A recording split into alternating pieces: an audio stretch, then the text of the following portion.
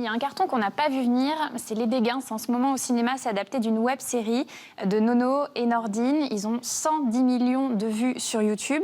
Là, c'est l'histoire de Nono et Nordine. C'est des Marseillais qui vont être incarcérés dans un camp de redressement militaire.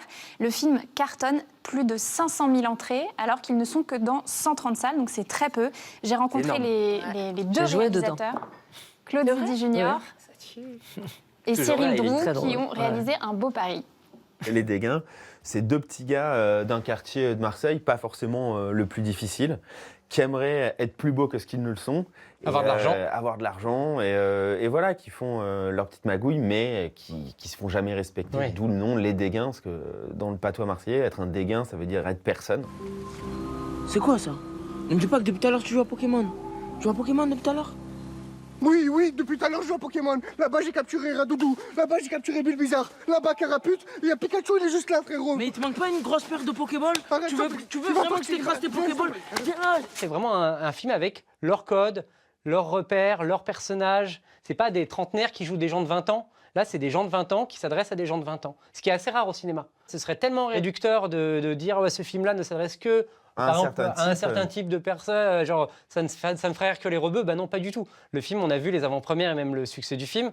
Il n'y a pas que les rebeux qui sont allés voir le film. Le film, en fait, était attendu, mais pas, on va dire, par les médias mainstream. Le film était attendu par les jeunes qui aimaient la série sur YouTube. C'était attendu par eux. Et on est très fiers de ça, en tout cas, par rapport au projet. Donc l'industrie du cinéma commence à s'ouvrir. Elle est justement boostée par ces nouvelles plateformes comme Amazon, OCS, Netflix, qui sont intéressées pour donner la voix à des artistes du monde entier. Et MyCanal. J'ai rencontré deux humoristes francophones, Donnell Jackman et Jason Brokers, qui ont participé à un projet Netflix pour être connus dans le monde entier. Ouais.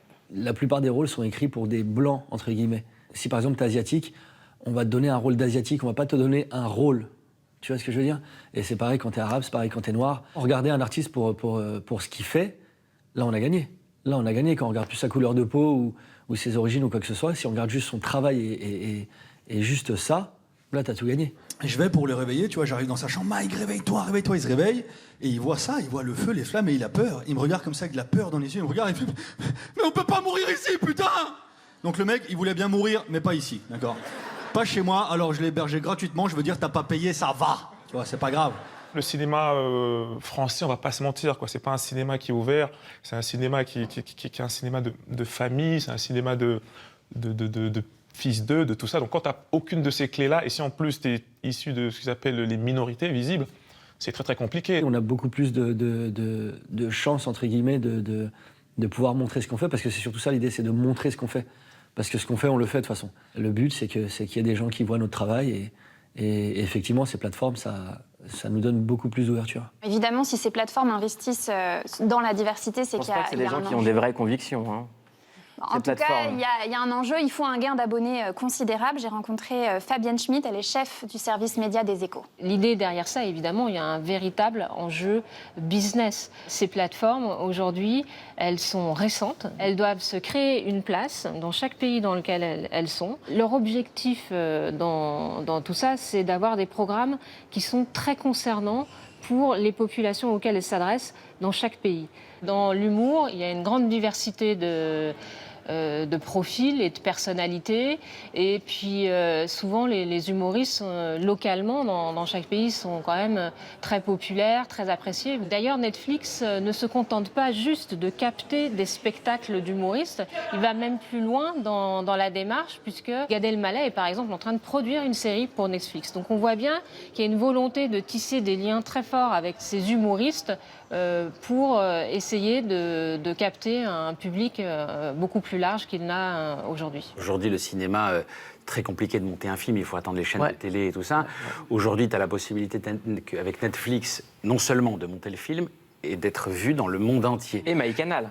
Et MyCanal, évidemment. Un canal très important pour les abonnés de Canal+. Chers amis, mes chers compatriotes. Exactement. Français avant tout. Oui.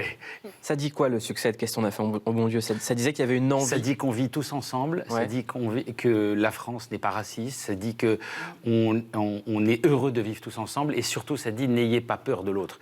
Quand on a fait ce film, on a été le présenter dans toute la France et combien de familles françaises viennent nous dire, vous savez, je vis la même chose, en fait. Et je pensais que c'était embêtant. En fait, pas du tout. Pas du tout, c'est ça, c'est la diversité, c'est ce qu'on aime de la France. Moi, c'était ma Madeleine de Proust, moi, quand on m'a présenté ce scénario. En bas de la tour à Sarcelles, c'était ça. C'était différentes religions, différentes ethnies, on était ensemble et c'était le seul but, c'était de se charrier. Heureusement qu'on avait ça, en fait.